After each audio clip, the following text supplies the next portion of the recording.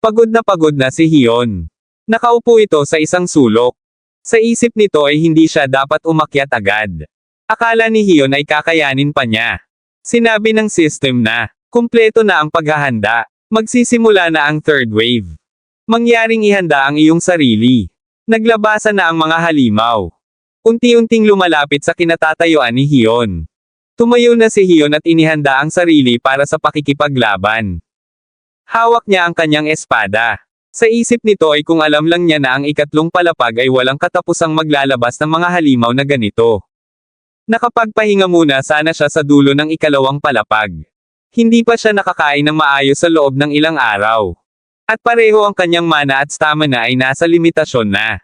Makakaligtas pa kaya siya dito. Mahigpit na hinawakan ni Hyun ang kanyang espada. Tumalon ito at aatake sa mga halimaw. Sa isip nito ay kailangan niyang makaligtas dito. Ang kanyang kakayahan na sa tingin niya ay humihina na hanggang ngayon. Ay sa wakas ay nagsisimulang gumawa ng mga hakbang pasulong. May humawak sa kanyang balikat. Agad niya itong inatake ng kanyang espada. Hinahapo na sa pagod si Hyun. Iniisip ni Hyun kung anong gagawin niya ngayon. Kahit gaano pa kadami ang napatumba niya. Wala ang mga itong katapusan. Masyadong marami ang mga ito. Nanlalabo na ang kanyang mga mata. May narinig siyang tunog ng sapatos. Lumingon si Hyun. At nagulat siya nang makita kung sino ang nagmamay-ari ng tunog ng sapatos na iyon. Nangingilid ang mga luha sa mata ni Hyun. Bakit ganyan ang itsura mo? Tanong ni Hairem. Saglit lang Oni. Nasaan? Nasaan ang mga armas mo? Nagtatakang tanong ni Hyun. Huwag kang mag-alala. Ako na ang bahala. Ngayon, sino ang may gawa nito sa'yo? Tanong ni Hairem na may mana sa kanyang kamay. Sa ikalawang palapag, sa garden, sa isip ni Alex ay wala kahit isang tao sa shelter. Ang mga miyembro ng Knights ay sumusunod sa mga alituntunin na hintayin ng ibang mga miyembro ng guild upang muling magsama-sama. Kung maabot nila ang shelter ng hindi nabibigo. Ngunit sa kasalukuyang sitwasyon, mukhang ang makakasama niya ay isa sa miyembro ng Spectre. Kailangan niyang makipagkita sa kanila sa lalong madaling panahon. Isinasaalang-alang ang quest sa ikatlong palapag. May nakita si Alex na babaeng mahaba ang buhok na nakaitim. Kumikislap ito sa kulay berde. Humarap ito kay Alex. Kulay berde ang kulay ng mga mata nito. Hawak ni Alex ang kanyang espada. Sino ka? Ang tanong ni Alex. Percebat. Ang sagot ng babae. Wala akong nakitang katulad mo nung pumasok sa dungeon. Isa ka bang hunter? Tanong ni Alex. Anong tingin mo sa akin? Sa kasamaang palad ay hindi ako hunter. Maari ba akong magtanong sa iyo sa pagkakataong ito? Tanong ni Ersebet. Ano iyon? Sagot ni Alex. May hinahanap akong tao. Pwede mo ba akong tulungan? Muling tanong ni Ersebet. Nakatingin si Alex dito. Bago ko sagutin yan, hayaan mo akong magtanong sa iyo. Tao ka ba? Tanong ni Alex. Makahulugang ngumiti ang babae. At umiling. Kung gayon, ay paumanhin. Ang sabi ni Alex bago inatake si Ersebet ng kanyang espada. Natamba ang babae. Sa palagay ko ay hindi ko masasagot ang tanong mo. Sabi ni Alex dito habang nakatalikod sa nakahandusay na katawan ni Ersebet. Sa isip ni Alex ay mas madali niya itong napatay kaysa sa inaasahan. Na walang kahit anong notifikasyon na nagbibigay ng puntos. At hindi nga ito tao. Pero parang may mali siyang nagawa. Natigil lang sa pag-iisip si Alex nang may tumawag sa pangalan niya. Mr. Alex, boses ng isang babae. Tumingin siya dito at sinabing, ikaw si Yuanhai. Wow! Nagkita ulit tayo. Ang sagot ni Anhai dito. Siguro ikaw ang partner ko. Masaya ako na natagpuan natin ang isa't isa. Sabi naman ni Alex, partner, anong ibig mong sabihin? Tanong ni Anhai. Makakatagpo ka ng isa pang hunter simula dito sa ikalawang palapag.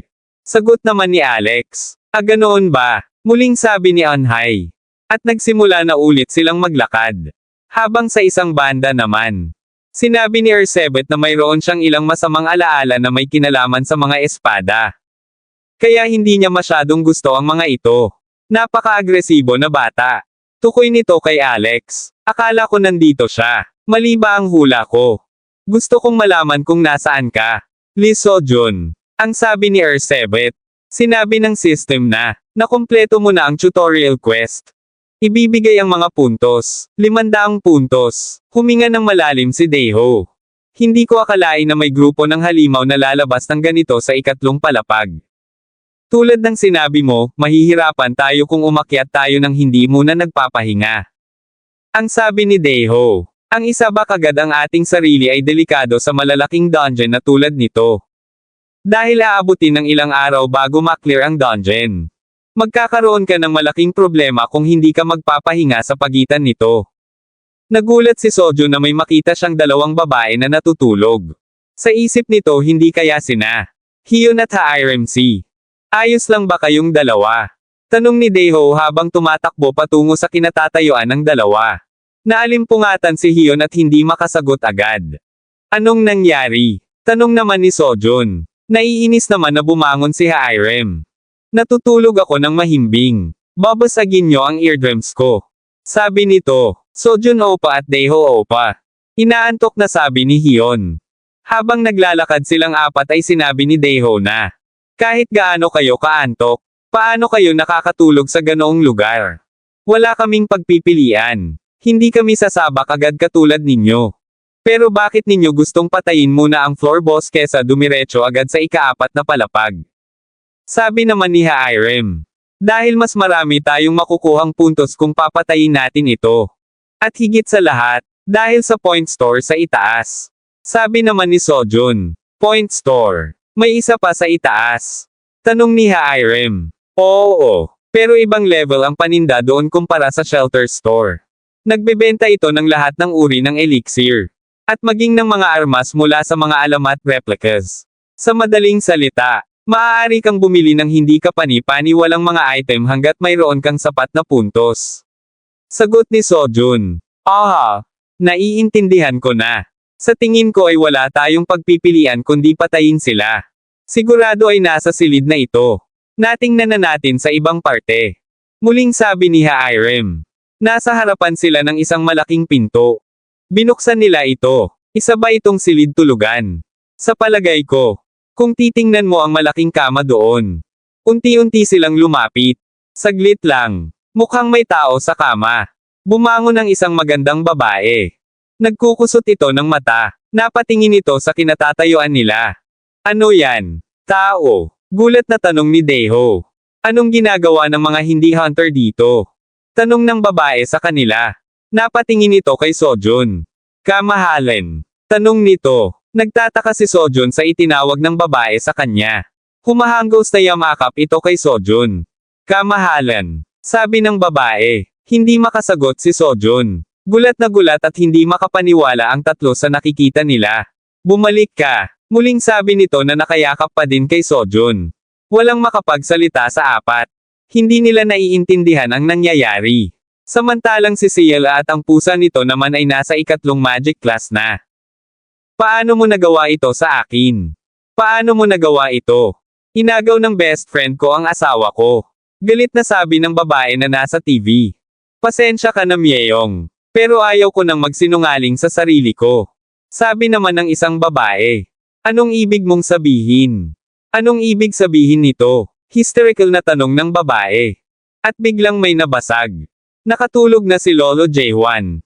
Samantalang si Ciela naman ay nanunood ng TV habang hawak ang kanyang teddy bear. Tumigil ka na honey. Sawang-sawa na din ako makasama ang babaeng tulad mo.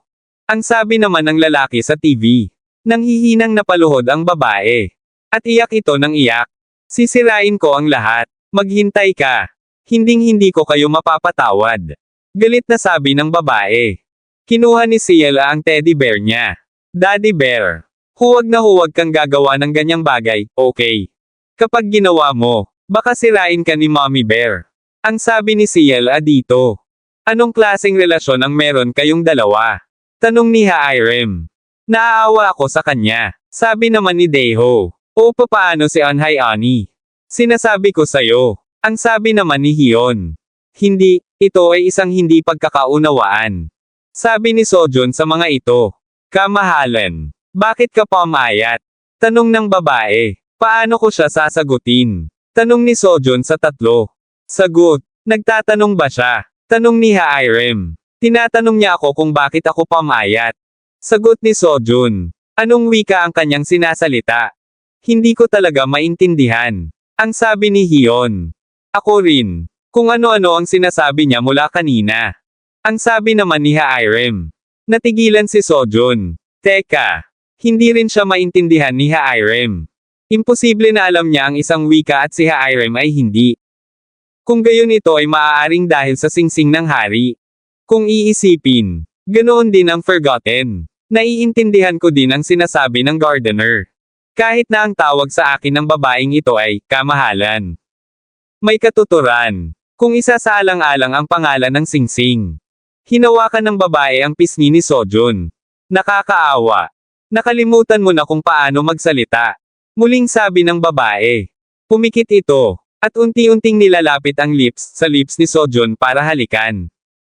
Hindi makagalaw si Sojun. Pumasok sa isipan niya ang mukha ni Anhay. Konti na lang at lalapat na ang lips ng babae sa lips niya. Bahagyang inilayo ni Sojun ang katawan nito sa kanya. Sa tingin ko ay nagkakamali ka. Ang sabi ni Sojun. Ano ka mo? Pero ang singsing. Muling sabi ng babae. Hindi, ito ay isang bagay na natanggap ko mula sa ibang tao. Paliwanag ni Sojun. Natigilan ang babae. Ibang tao.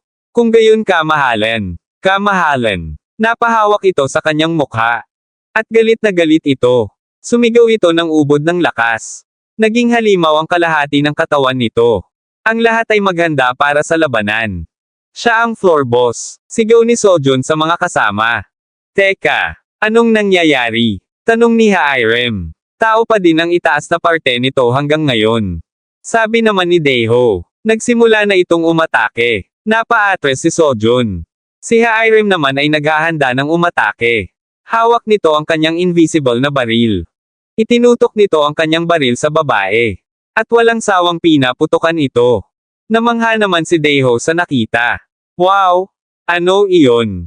Tanong ni Daeho. Iyan ang kadalubhasaan ni Ha-irem Oni. Pagmamalaking sabi ni Hyun. Tinamaan ang babae sa noo nito. Itinunghay nito ang kanyang ulo at malakas na sumigaw. Pakinggan niyo ako. Patayin ang lalaking iyon, na nagnakaw ng singsing ng kamahalan. Naghanda ng umatake ang mga inutusan nito. Sumigaw si Hyun nang makitang may pag-atake sa kinatatayuan ni Ha-irem. Mag-ingat ka, Ha-irem C. Mabilis namang kumilos si Sojun at nagmamadaling binuhat si Ha-irem. Tinanong ni Ha-irem kung ano ang mga iyon. Sinabi ni Sojun na ang mga ito ay pinatawag ng kanilang boss. Sinabi naman ni Ha-irem na ito ay sobrang nakakainis. Isang boss na nagpapatawag ng halimaw bilang mga tauhan nito. Bukod dito, ito ay sobrang solid nito. Hindi ito nasugatan kahit nasa bahagi ng tao nito. Sinabi din ni Ha-irem na ito ay maaaring maging medyo komplikado. Sinabi ni Sojun na sina Hyun at Daeho-hyung ang haharap sa boss. Ano? Kung gayon paano ang mga ito? Tukoy ni Hyun sa nasa harapan nila. Si Ha-irem sina ang bahala sa kanila. Hindi mo kailangang talunin ang boss. Lilinlangin lang ito para sa oras. Dagdag na sabi ni Sojun.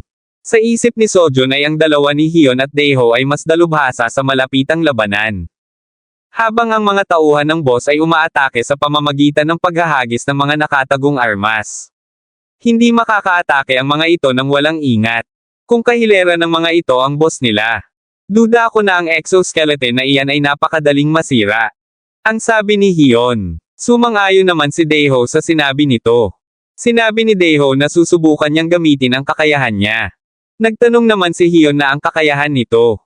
Oo, pero kailangan ko ng oras para maghanda. Pwede mo ba akong mabigyan ng oras, Hyun? Tanong ni Daeho. Oo naman. Mayroon din akong perpektong kasanayan para sa sitwasyong ito. Sagot ni Hyun. Ha-irem si tulad ng sinabi ko. Mag-focus ka sa pagpapaunti ng bilang ng mga ito. Sabi ni Sojun. Paano ako makakapag-focus sa pag-atake sa oras na tulad nito?